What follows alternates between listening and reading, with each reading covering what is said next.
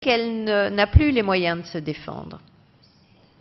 Et ça, c'est un élément important que l'on retrouve dans la violence de couple.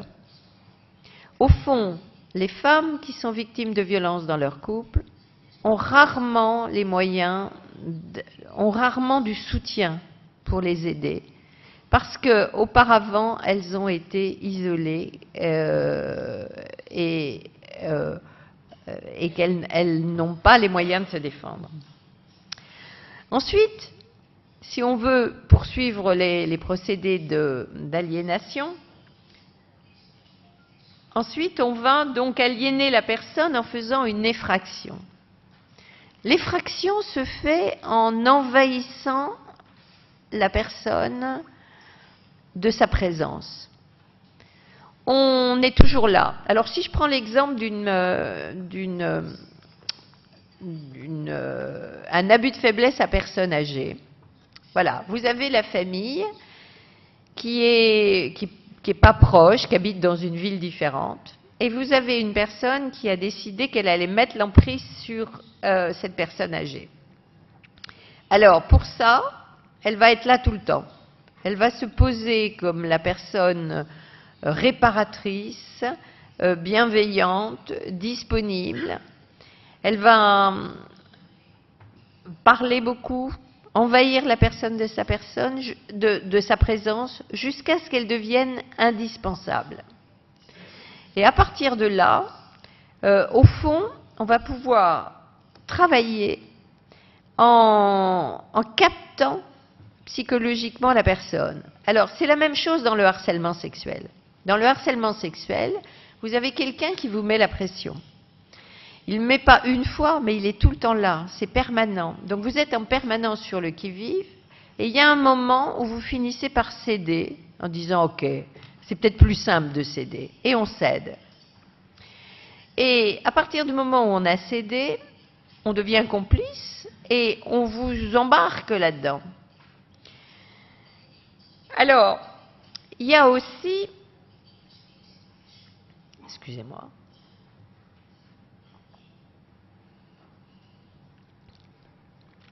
Il y a aussi des procédés beaucoup plus comportementaux qui sont très connus. Alors, ces procédés comportementaux sont utilisés par tous les bons vendeurs, par tous les bons professionnels. Ça s'apprend dans les écoles de commerce. Ça consiste à savoir qu'au fond, pour vous vendre le produit dont vous n'avez pas besoin, je pense, tiens, récemment, dans un supplément du journal Le Monde, ils avaient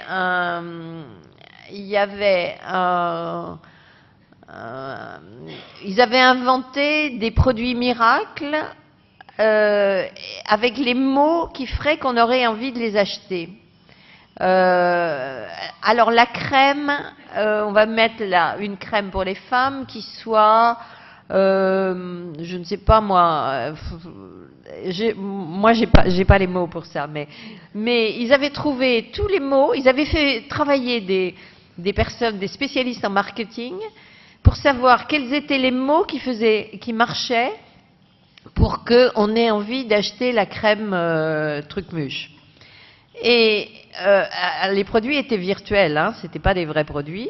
Mais qu'est-ce qu'on fait en permanence? Pourquoi on achète telle crème plutôt que telle autre? Eh bien, il y a des professionnels qui travaillent là-dessus, qui savent qu'il y a des mots qui nous font rêver, et du coup on va avoir envie de partir.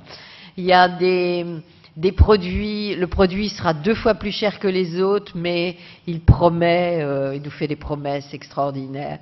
Mais au fond, que font les manipulateurs? Ils nous font que ça.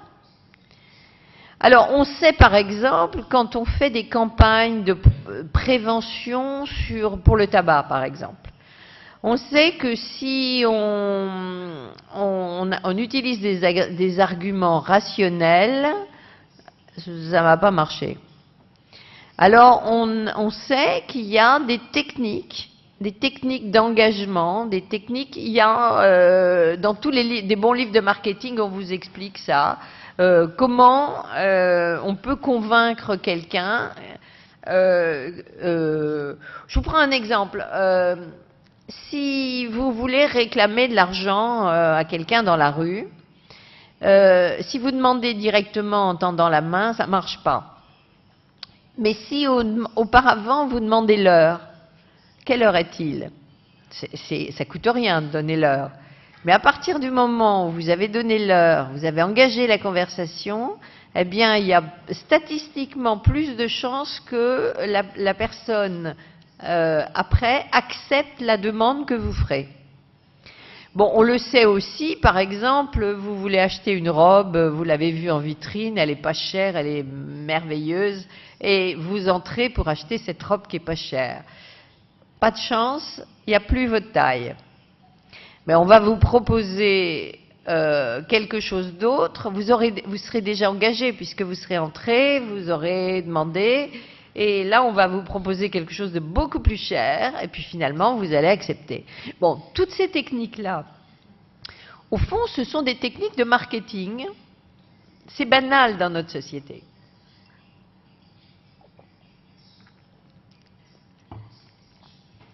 C'est banal dans notre société, mais nous sommes imprégnés de ça. Et au fond, maintenant, ça s'utilise aussi dans la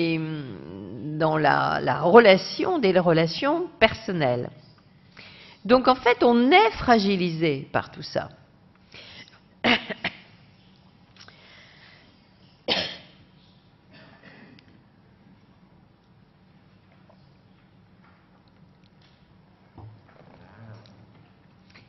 Alors,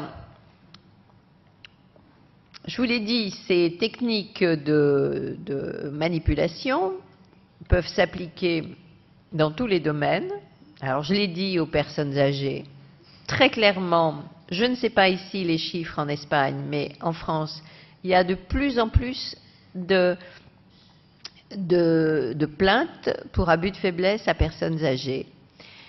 Peut-être parce que les familles sont un peu plus éclatées qu'autrefois.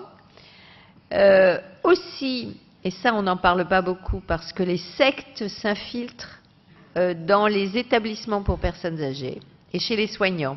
Il y a de plus en plus de pratiques sectaires qui visent spécifiquement les personnes âgées. Surtout si elles ont une famille, surtout si elles ont de l'argent et qu'elles ont une famille un peu éloignée, ou même quand la famille est là, je vous l'ai dit, on discrédite la famille. Ces manipulations peuvent se dérouler dans le travail, mais ça j'en reparlerai après, je ne sais pas si on aura le temps, mais peut-être qu'on aura sans doute le moment d'en parler.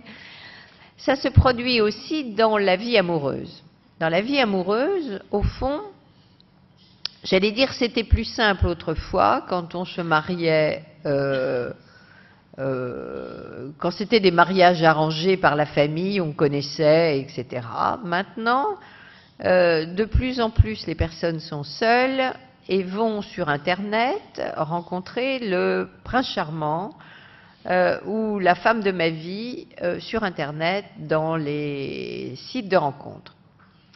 Et là, eh bien, là aussi, il peut y avoir des grands manipulateurs ou des grandes manipulatrices qui peuvent amener à faire croire à de l'amour, à de la passion, et pour finalement se servir un petit peu de l'autre. Alors, peut-être que je vais parler là de ce qui se passe dans les couples et de la violence psychologique dans le couple.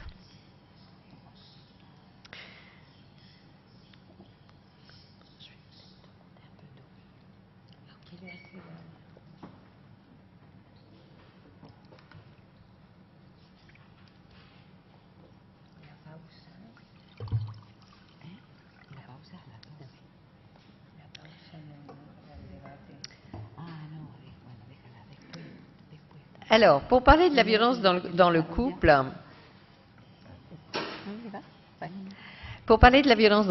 je voudrais dire que je travaille depuis longtemps sur ces sujets de violence dans le couple, mais j'ai toujours pensé que en France, on parle des femmes battues. Aux États-Unis, on parle des battered women, des femmes battues, donc. Et j'ai toujours pensé que le terme n'était pas approprié. Je pense que le terme n'est pas approprié parce que la violence commence bien avant qu'il y ait des traces, je l'ai dit, et qu'il y ait des faits objectifs, on va dire.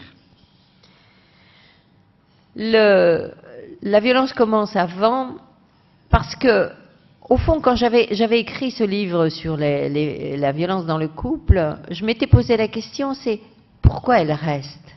Pourquoi elles acceptent? C'était la question que j'avais et que je ne comprenais pas.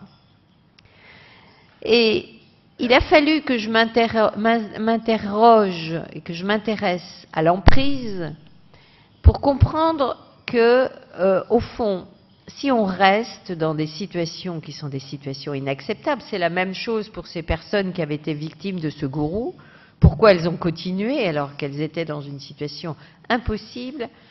Eh bien, c'est parce que on est sous emprise.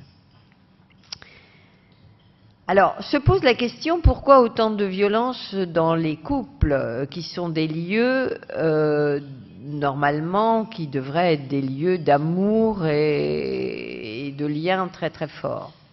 Alors, il y a quelque chose qui me paraît important aussi. Je sais qu'en Espagne, on parle beaucoup de la violence de genre, et que chez nous, on parle de la violence faite aux femmes. Et il faut aussi avoir en tête que cette violence, pour moi, ce n'est pas une violence de genre, exactement. C'est pas comme ça que ça se joue. Parce que c'est une violence qui se joue aussi dans les couples homosexuels. Et on voit, nous les thérapeutes, on commence à voir de plus en plus d'hommes victimes de violences de femmes. Il y en a probablement toujours eu, mais d'abord ils n'osaient pas en parler. Mais je pense que la domination étant tellement jusqu'à présent du côté des hommes sur les femmes, qu'il y avait peu de cas où c'était l'inverse. Enfin, moins souvent où c'était des cas plus pathologiques. On en voit maintenant arriver. Mais en tous les cas, la violence dans les couples homosexuels est strictement la même, c'est le même procédé que la violence dans les couples hétérosexuels. Alors, pourquoi il y a autant de violence dans le couple? Pourquoi il y en a encore? Alors que les femmes sont plus éduquées, on est tous un peu plus formés, pourquoi il y en a encore? Moi, je tente à penser, et je vais même plus loin, pourquoi il y en a plus qu'il y a quelques années, quand moi je travaillais sur ces sujets-là. Quand j'ai commencé à travailler sur ces sujets-là dans les années 70, et il y avait le féminisme et toutes ces théories, et j'avais eu l'impression qu'il y avait eu une amélioration. Et actuellement, on voit de plus en plus de domination. Je vois de plus en plus de femmes qui ont tous les moyens de ne pas se laisser malmener, qui ont tous les moyens de se défendre. Elles ont fait des études, elles ont des diplômes, elles gagnent parfois plus d'argent que le mari et pourtant elles acceptent. Pourquoi ? Alors moi, je tente à penser que notre époque a changé un peu les normes et que les femmes ont pris du pouvoir depuis ces années, en gros depuis les années 70, les femmes ont pris du pouvoir et de l'autonomie. Mais je pense que ça a fragilisé les hommes. Nous voyons actuellement des hommes extrêmement fragilisés par le changement du monde moderne. Au fond, autrefois, les hommes étaient chefs de famille. Ils rentraient, les enfants obéissaient. Leurs femmes avaient préparé le repas, la femme était en attente du mari, et elle était le plus souvent à la maison, ou quand elle avait un travail, le travail était moins important que le travail du mari. Donc le père était chef de famille. Maintenant, les couples sont plus incertains, hein, on peut divorcer. Les femmes peuvent gagner de l'argent. Elles gagnent toujours moins que les hommes, mais théoriquement, elles peuvent gagner de l'argent. Mais les enfants n'apprennent pas la vie avec leur père. Les enfants, ils apprennent la vie maintenant avec les copains, avec les réseaux sociaux, avec Internet. Et d'ailleurs, les pères apprennent très souvent Internet, sont obligés de demander à leur fils, ou quelquefois à leur fille, sont obligés de demander aux enfants, dis donc, là j'ai un problème, j'ai mon ordinateur qui a planté, est-ce que tu peux m'expliquer comment il faut faire? Donc ces hommes ont perdu du pouvoir à la maison, mais au niveau du travail, et vous voyez, on y revient, harcèlement, vous voyez comment tout ça est lié, au niveau du travail, eh bien actuellement, partout dans le monde, il y a de l'insécurité. C'est-à-dire que ces hommes qui avaient un travail qui était à peu près assuré autrefois, quel que soit le niveau du travail, eh bien maintenant, plus personne n'est sûr de garder son travail. Sauf que la différence qu'il y a entre les hommes et les femmes, c'est que les hommes ont beaucoup plus investi le secteur professionnel. Pour eux, l'identité d'un homme est beaucoup plus dans son travail, et l'identité d'une femme est encore beaucoup plus dans la famille, le reste, les liens, etc. Donc ces hommes-là ont perdu, j'allais dire, un peu de leur prestige, de leur identité, de leur image. Et les hommes sont fragilisés. Et d'ailleurs, quand les femmes viennent nous voir, elles viennent nous voir pour des problèmes plus pratiques liés à leur vie familiale, alors que les hommes, quand ils viennent nous voir, ce sont des problématiques d'impuissance. Je n'y arrive pas. Je ne suis pas à la hauteur. Et en général, ils ne viennent pas consulter pour des doutes. Ils viennent consulter quand c'est déjà tard, quand ils ont déjà craqué. On le sait par exemple en ce qui concerne le harcèlement moral au travail, quand les hommes viennent consulter, ils viennent consulter quand la situation est déjà dramatique et on sait que statistiquement les hommes se suicident plus que les femmes. Les femmes consultent plutôt pour parler, douter, se questionner. Les hommes se questionnent moins et quand ils viennent, c'est déjà beaucoup plus grave. Donc notre société a changé. Alors, qu'est-ce qui se passe, ces hommes qui sont fragilisés? Qu'est-ce qu'ils vont faire? Eh bien, ils vont essayer d'obtenir un peu de pouvoir à la maison. Et ils vont se rehausser aux dépens de celle qui est à la maison, qui est la plus proche. Ils vont se rehausser aux dépens de leurs femmes, ils vont se défouler sur leurs femmes. Alors, je ne vous parlerai pas très longuement de ces processus de violence qui sont assez connus, mais je vais quand même le résumer. D'abord, première chose pour dire que on fait une distinction entre la violence physique et la violence psychologique. Mais là aussi, où commence la violence psychologique? Si on interroge des femmes, je vous prends un exemple, j'ai eu une patiente, son mari était médecin, elle avait fait des études et elle était extrêmement malmenée par son mari. Et je lui dis, est-ce qu'il vous bat, votre mari? Elle me dit, oh non docteur, il ne me bat pas. Bon, d'accord, il me donne des claques de temps en temps. Mais elle dit, battre c'est autre chose. Je dis, ah bon, battre c'est autre chose. Très souvent, pour qu'un geste violent soit reconnu comme une violence, il faut qu'il ait été considéré comme étant intentionnel.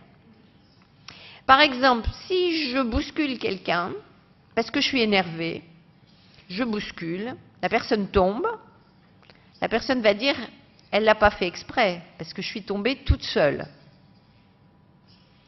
Donc quand ces personnes nous disent, je dis, mais vous êtes tombé quand même, si vous êtes tombé, c'est parce qu'il vous a fait peur, vous avez reculé, vous êtes tombé. Ah oui, mais il n'a pas voulu me faire du mal. Je me suis fait du mal moi-même, en quelque sorte. Donc pour qu'un geste violent soit reconnu comme une violence, il faut qu'il soit donc qu'il paraisse intentionnel. Ensuite, si moi je lève la main, voilà, si je frappe, je frappe une fois, l'interlocuteur sait que je suis capable de frapper. Mais après, si je lève la main, je n'ai pas besoin de frapper. Parce que dans le cerveau de l'autre sera imprimé que si je lève la main, c'est que je vais frapper. Hein? On le voit. Quand on dresse un chien, par exemple, on lève la main, tu te tiens tranquille. Hein? On n'a pas besoin de lui donner une tape. On lève la main. Ça va très loin. J'avais une patiente qui me racontait que son conjoint, ça se passait dans la cuisine, un jour où il n'était pas d'accord avec elle, avait pris un couteau et l'avait prise comme ça avec le couteau et a dit « tu as intérêt à dire ce qu'il voulait lui faire dire, sinon tu vas voir ce qui va t'arriver ». Donc il lui avait mis le couteau comme ça, mais le couteau à la main. À la suite de ça, elle s'est tenue tranquille et il s'est calmé. Un mois ou deux après, même discussion dans la cuisine, il regarde le couteau, elle a compris le message. Il n'avait même plus besoin de prendre le couteau dans la main. Alors, est-ce que c'est de la violence physique ou est-ce que c'est de la violence psychologique ? La même question, quand vous crachez sur quelqu'un, c'est de la violence physique ou c'est de la violence psychologique? D'après vous? Ça, je peux le savoir parce que je peux vous le dire parce qu'il y a eu des jurisprudences là-dessus. Ça a été reconnu. Il y a même un cas où un beau-père a demandé à un enfant handicapé « ouvre la bouche ».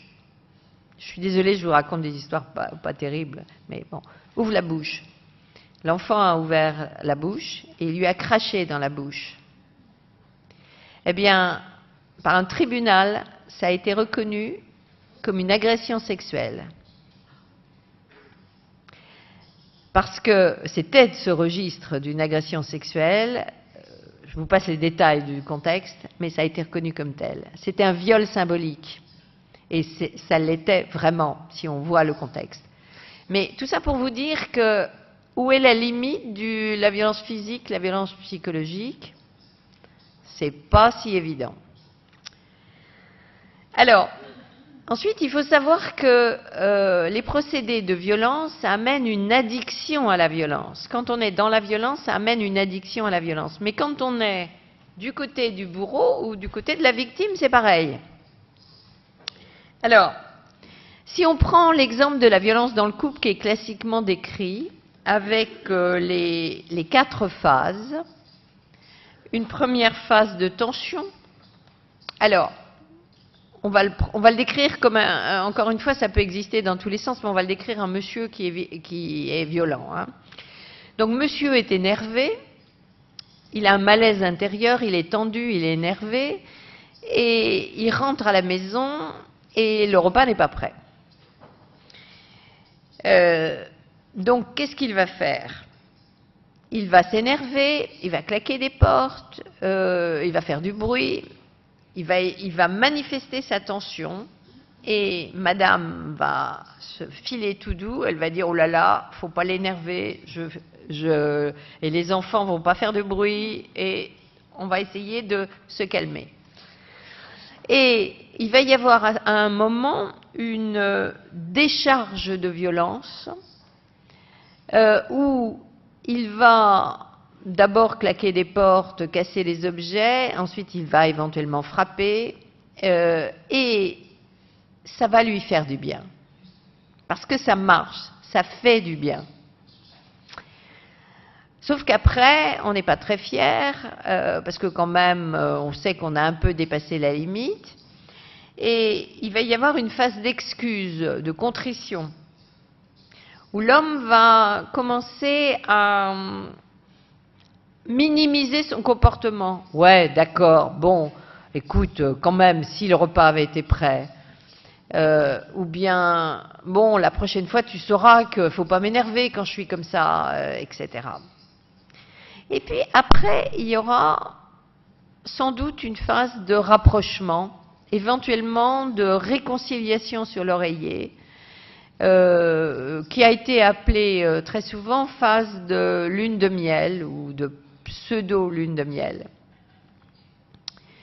Mais il faut avoir en tête que cet homme qui a une tension intérieure, c'est un malaise. Je l'ai dit, les hommes consultent moins parce qu'ils ont une tension, ils consultent moins pour un malaise intérieur. Quand cet homme a cette tension, au lieu de se dire qu'est-ce qui en moi ne va pas, qu'est-ce qui fait que je ne suis pas très bien aujourd'hui, que je suis un peu angoissé, il va chercher une explication extérieure. L'explication extérieure, il ne va pas le dire au travail, parce que ça amènerait trop d'ennuis. L'explication va être à la maison, parce que la femme n'aura pas été ceci ou cela, parce que le mari parce que les enfants n'auront pas fait ceci ou cela, etc.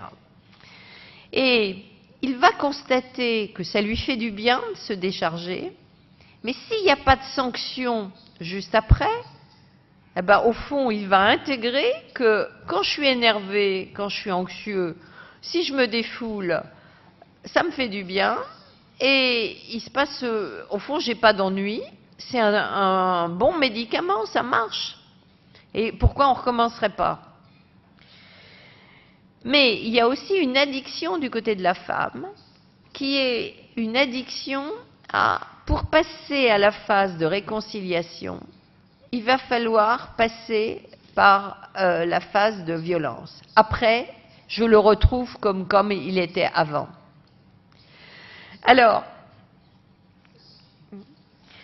la violence psychologique, il faut avoir en tête que c'est quelque chose qui se met en place. Effectivement, vous voulez que j'arrête là? ¿Qué es que vous voulez que... No, decía del debate. O después del café, o después del café. ¿A qué hora el café? A las 12. Ok, je parle encore 10 minutes. Sí. 10 minutos. Sí, y tenemos media hora para de debate. Sí, 10 minutos, ok. Et donc je reviens à la violence psychologique. Pourquoi on accepte la violence? Donc je vais vous expliquer. Je parle encore 10 minutes et après il va y avoir un débat et vous allez pouvoir poser des questions. Ça ne veut pas dire que ce sera fini. Oui, pourquoi on accepte la violence? On accepte la violence parce qu'elle ne se met pas en place d'un seul coup. Si je me promène dans la rue et que quelqu'un me donne un coup de poing, ça va, je sais que c'est de la violence, je peux aller à la police, je n'ai pas de doute. Mais si quelqu'un que j'aime, tout d'un coup me dit quelque chose de blessant, mon cerveau va commencer à dire mais non, c'est pas possible. Et avant, il me disait qu'il m'aimait et là, il me dit quelque chose de blessant. Il doit y avoir une erreur. Donc, on efface. Nous avons en général un système de nettoyage automatique qui marche très très bien. On efface tout ce qu'on n'a pas envie d'entendre. Et quelquefois, j'entends des femmes qui disent, des personnes qui disent, mais pourquoi elle n'a pas compris? Pourquoi nous, on voyait et elle ne comprenait pas? Eh bien, je crois qu'on a ce système qui efface complètement. Alors, vous connaissez tous sans doute l'histoire de la petite grenouille dans un bain, non? Je vais vous raconter l'histoire d'une petite grenouille. Si vous mettez une grenouille dans un bain d'eau bouillante, que fait la grenouille? Elle saute brutalement et la grenouille, vous la revoyez pas. Mais si vous mettez une grenouille dans un petit bain bien tiède et que progressivement vous faites chauffer l'eau, eh bien, la grenouille va se laisser ébouillanter. Eh bien, je crois que c'est un peu ce qui se passe quand on est dans des situations de violence qui se mettent en place progressivement. Alors, je parlais de l'emprise tout à l'heure. Il y a des procédés qui sont très stéréotypés. Moi, j'ai été frappée, je ne pensais pas que c'était à ce point-là. Les procédés de violence psychologique sont tellement stéréotypés que c'est la même chose dans toutes les cultures, dans toutes les langues, dans toutes les situations. Au fond, ça se passe dans plusieurs registres. Ça se passe dans un registre comportemental d'abord, où pour capter quelqu'un, il faut atteindre son identité. On casse l'estime de soi de la personne et cela se fait par des paroles déplaisantes, méprisantes, des attitudes dédaigneuses et on amène la personne à prendre conscience qu'elle ne vaut rien. Tu es nul, tu es bon à rien. Ensuite, je l'ai dit, je vous l'ai expliqué, on isole la personne pour qu'elle n'ait pas de défense. Ensuite, on la contrôle. Alors, dans le couple, le contrôle se passe beaucoup dans le registre de la jalousie. Mais enfin, ma chérie, si je veux pas que tu ailles à cette soirée, c'est parce que, tu sais, il y a des choses qui se passent, il y a des gens malveillants. Si je ne veux pas que tu mettes une jupe aussi courte, c'est parce que je t'aime et j'ai pas envie que tous les hommes te désirent. Et singulièrement, les femmes acceptent très bien ce contrôle parce qu'elles prennent ça pour des marques d'amour. Or, le contrôle, ce n'est pas de l'amour. Il faut être très clair là-dessus, le contrôle, ce n'est pas de l'amour. Mais il faut avoir en tête qu'avec les nouvelles technologies, le contrôle est devenu de plus en plus facile. Il suffit de regarder sur les SMS, les mails, d'aller sur tous les appareils, on peut tout savoir. Mais ça va bien plus loin. Maintenant, avec simplement des petites puces que vous pouvez mettre dans le téléphone de l'autre, c'est très simple, hein, vous pouvez avoir accès à toutes ces conversations, à tous ces mails, vous pouvez avoir accès à tout. Avec les technologies, vous pouvez tout savoir de l'autre. Ce n'est pas des trucs d'espions, c'est des trucs qu'on l'on voit de plus en plus dans la vie quotidienne. Le jaloux a des tas d'armes pour pouvoir exprimer ça. Mais dans ce contrôle, il y a aussi quelque chose de plus, c'est une suspicion permanente et l'attribution d'intentions. C'est du registre, je sais mieux que toi ce que tu penses. Je sais que tu penses tel truc. Et donc moi, je vais te contrôler parce que je veux savoir ce que tu fais. J'avais une patiente, son mari l'a réveillée la nuit parce qu'il ne supportait pas qu'elle dorme, parce qu'elle lui échappait dans le sommeil. Et il voulait la contrôler tellement que si lui ne dormait pas, il fallait qu'il la réveille. Dans ce même registre, vous avez le harcèlement dont j'ai un peu parlé, qui consiste à mettre la pression sur quelqu'un. Je répète et je répète. J'ai ainsi un exemple d'un père qui disait à ses enfants, « Vous n'irez vous coucher que quand vous aurez dit que votre mère est une salope, que et il faisait dire du mal aux enfants de leur mère, et les enfants ne pouvaient aller se coucher que quand ils avaient fini par céder. Et il y en avait un qui finissait par céder en disant « je le dis mais je ne le pense pas ». Et il y en avait un autre qui résistait, eh bien il était tenu toute la nuit comme ça pour finir par dire ce que le père voulait qu'il dise. Ensuite, dans le registre cognitif, qu'est-ce qui fait qu'on va amener quelqu'un à accepter quelque chose? C'est ce que j'avais appelé dans mon premier livre la communication perverse. On dit une chose, par exemple, mais on fait sentir le contraire. C'est toute la communication paradoxale qui consiste à par exemple, dire je t'aime, mais avec un air tellement inquiétant que vous savez que c'est une menace. Ou bien dire des choses absolument terribles, du genre je vais te tuer, mais le dire avec avec un ton tellement bizarre que vous ne savez pas si c'est bon ou si c'est pas bon. Dans ce registre, il y a des tas de femmes qui m'ont fait écouter des messages sur les portables en disant j'ai peur, mais je ne comprends pas pourquoi j'ai peur.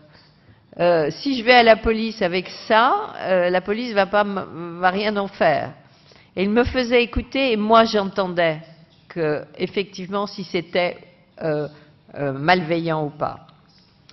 Donc toute cette communication, c'est une façon de faire passer des messages sans que ce soit vraiment dit. Donc j'ai rien à me reprocher, j'ai rien dit. Mais elle a entendu que c'était une menace. Mais c'est elle qui a entendu ça, c'est parce qu'elle est folle, elle se fait des idées. Dans le registre émotionnel, on peut faire la même chose en frustrant la personne, en faisant du chantage affectif, en faisant des menaces, en provoquant la peur. Il y a quelque chose qui est terrible, c'est le chantage au suicide. Le chantage au suicide, je trouve que c'est une violence absolument terrible sur laquelle il n'y a pas d'issue. Mais dans tous les faits de violence, que ce soit de la violence dans le couple, que ce soit de la violence extérieure, quelle que soit la violence dont on parle, il y a une inversion de la culpabilité. Ce n'est jamais l'agresseur qui porte la violence, c'est toujours la victime qui se sent coupable. Et c'est à partir de cette culpabilité que, au fond, la personne va être piégée. Alors, juste encore un mot, je l'ai dit, ça amène une dépendance réciproque. Mais il y a, au fond, quelque chose qui a été appelé l'impuissance apprise, qui est, au fond, on pourrait dire, mais plus c'est grave, pourquoi elles ne partent pas, puisque ça devient de plus en plus grave? Eh bien, au fond, plus ça a duré longtemps, et plus c'est grave, et moins psychologiquement on a la force de partir. Et au fond, ce sont ces procédés qui vous piègent, et qui vous empêche simplement d'y voir clair. Quand on vous passe des messages contradictoires, quand on vous met dans des situations où un jour je suis gentil, un jour je suis violent, donc des situations de violence aléatoire, eh bien, on ne sait plus où on en est, et notre cerveau, dans ce cas-là, s'arrête de fonctionner. On met sur pause, on n'entend plus rien, on ne comprend plus rien, et les autres autour peuvent le voir, mais nous, on accepte. Alors, je vais m'arrêter là pour le moment, et vous allez pouvoir poser vos questions. Voilà, merci.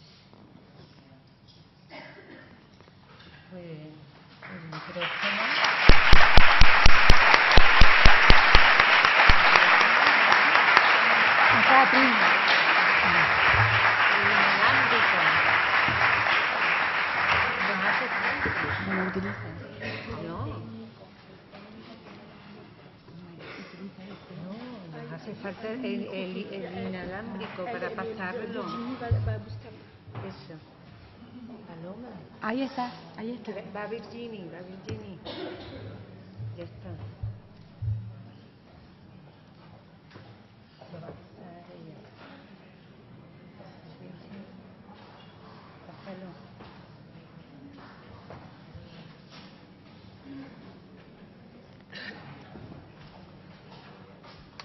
Hola, buenos días. Soy María Pérez Galván, abogada de familia. Enhorabuena Me ha parecido muy interesante su intervención. Y al hilo de lo último que ha comentado, quería preguntarle, por favor, ¿cuál es su experiencia respecto de sus pacientes en cuanto al momento de determinar y decidir me separo, me divorcio de esta persona? ¿Cómo les puede afectar las reflexiones que hagan respecto a la independencia económica o la dependencia económica que tengan de esa persona? No sé si me he explicado. Gracias. Sí. On prend plusieurs questions. On prend plusieurs questions. Est-ce qu'on peut prendre plusieurs questions et je répondrai à plusieurs questions. On va les regrouper en 3 ou 4.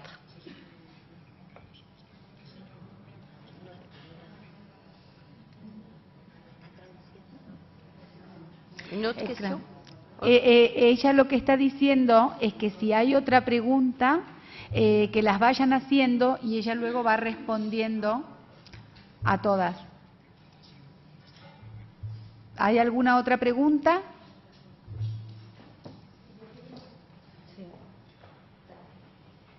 Sí, quería preguntar si, además de digamos, las características del perverso seductor, encuentra que también puede haber más de una tipología, por ejemplo, someter a la persona a la violencia, pero en vez de a través de la seducción, a través de la dependencia, por ejemplo, ¿no? O de que haya otras tipologías de perverso, de perfiles perversos, que no solamente sea a través de la seducción.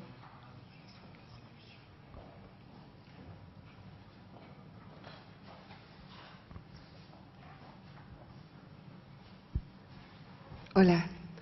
Me gustaría que comentara la situación un poco de la familia o del contexto en las situaciones de violencia. ¿Qué es lo que mueve a los otros a no actuar cuando lo están viendo?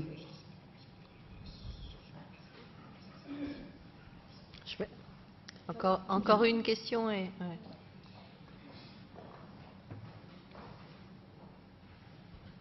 Ben, moi, à l'inverse, je vais poser ma question en français.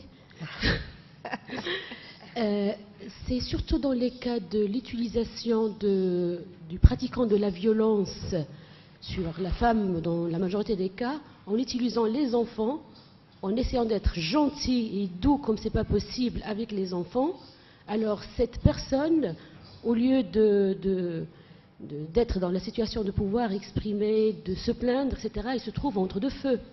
Comment faire entre mes enfants qui me voient comme c'est moi l'agresseur, alors que c'est moi qui ai l'agressé? Ok, je vais répondre. D'abord, il y a... Non, después. Oui, mais après d'autres questions.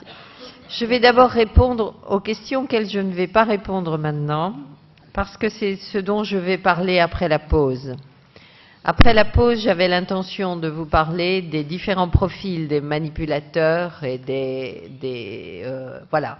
Donc, on le fera après. Et de la même façon, après la pause, je parlerai de la situation des enfants. Parce que, très clairement, une des pathologies que l'on voit actuellement, qui est extrêmement grave, c'est les manipulations aux enfants. C'est-à-dire que plus on sanctionne la violence actuellement, plus la violence se fait subtile, et actuellement, très clairement, elle passe beaucoup par les enfants. Et en particulier au moment des séparations. Mais ça, j'en parlerai après parce que c'est un vrai sujet. Et c'est un vrai sujet... voyez, je suis toujours à la limite du psychologique, du juridique.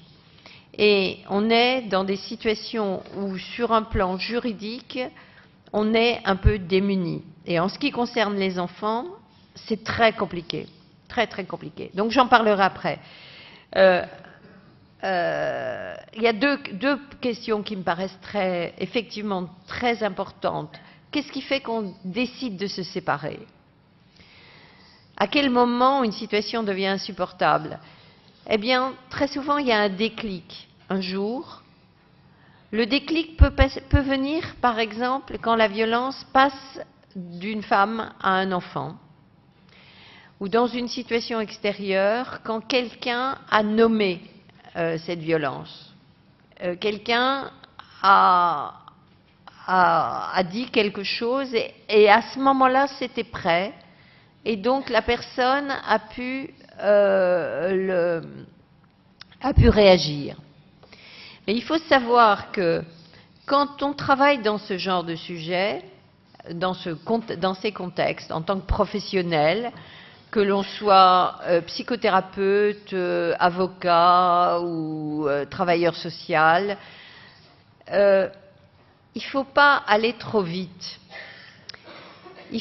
On ne peut pas traiter la violence par la violence et on ne doit pas faire nous-mêmes une violence en bousculant quelqu'un qui n'est pas prêt à partir. Très souvent, il faut une préparation pour pouvoir partir. Je reçois parfois des femmes qui disent « cette situation est... je vis une situation qui est difficile » et qui décrivent le contexte, qui est visiblement difficile, mais elles cherchent des excuses, elles cherchent des prétextes. Et les prétextes sont souvent des bonnes raisons, c'est-à-dire, elles mettent en avant les enfants. Ok, est-ce que c'est suffisant? Est-ce que se pose la question, qu'est-ce qui est mieux pour les enfants?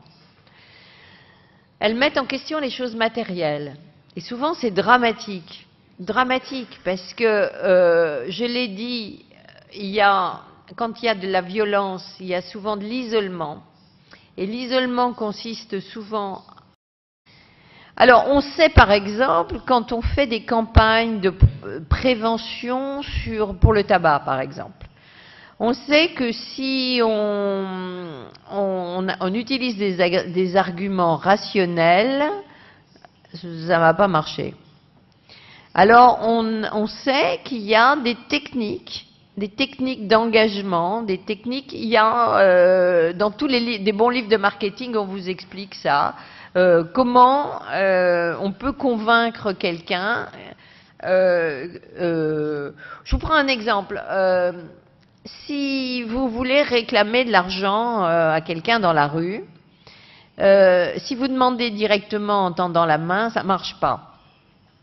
Mais si auparavant vous demandez l'heure, quelle heure est-il? Ça ne coûte rien de donner l'heure.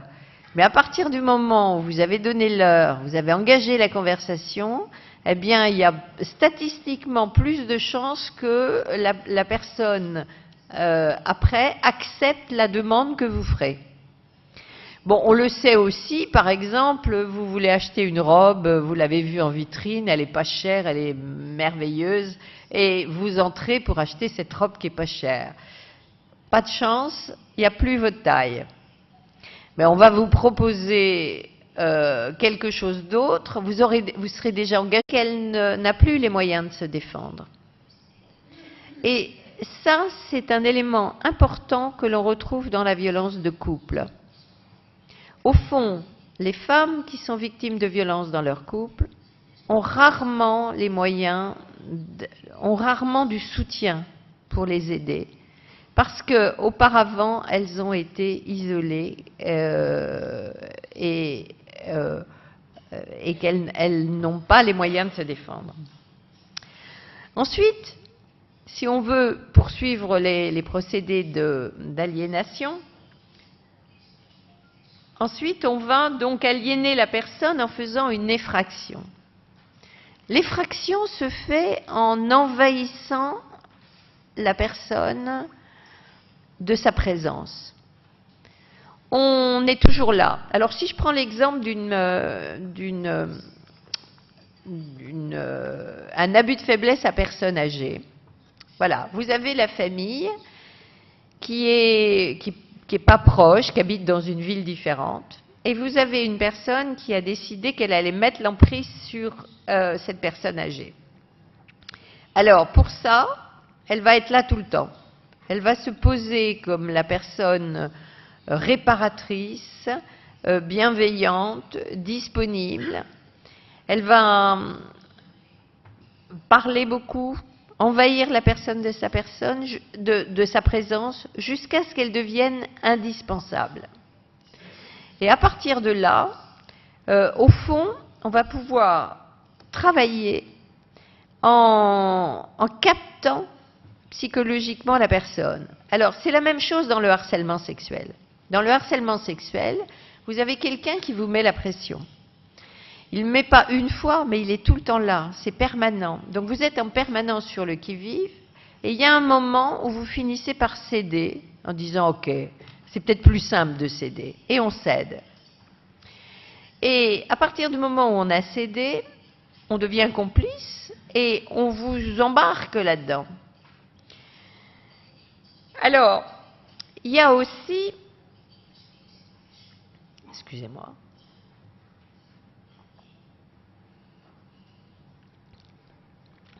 Il y a aussi des procédés beaucoup plus comportementaux qui sont très connus. Alors, ces procédés comportementaux sont utilisés par tous les bons vendeurs, par tous les bons professionnels. Ça s'apprend dans les écoles de commerce. Ça consiste à savoir qu'au fond, pour vous vendre le produit dont vous n'avez pas besoin, je pense, tiens, récemment, dans un supplément du journal Le Monde, ils avaient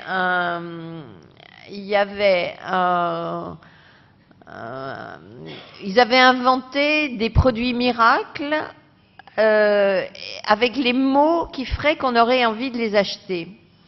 Alors la crème, on va mettre là une crème pour les femmes qui soit, je ne sais pas moi, j'ai pas les mots pour ça, mais ils avaient trouvé tous les mots, ils avaient fait travailler des personnes, des spécialistes en marketing, pour savoir quels étaient les mots qui marchaient pour qu'on ait envie d'acheter la crème Trucmuche. Et les produits étaient virtuels, hein, c'était pas des vrais produits. Mais qu'est-ce qu'on fait en permanence? Pourquoi on achète telle crème plutôt que telle autre? Eh bien, il y a des professionnels qui travaillent là-dessus, qui savent qu'il y a des mots qui nous font rêver, et du coup on va avoir envie de partir. Il y a des produits, le produit sera 2 fois plus cher que les autres, mais il promet, il nous fait des promesses extraordinaires. Mais au fond, que font les manipulateurs? Ils nous font que ça. Puisque vous serez entré, vous aurez demandé, et là on va vous proposer quelque chose de beaucoup plus cher, et puis finalement vous allez accepter. Bon, toutes ces techniques-là, au fond, ce sont des techniques de marketing. C'est banal dans notre société.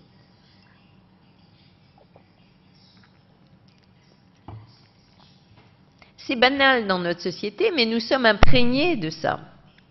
Et au fond, maintenant, ça s'utilise aussi dans la relation, des relations personnelles. Donc en fait, on est fragilisé par tout ça.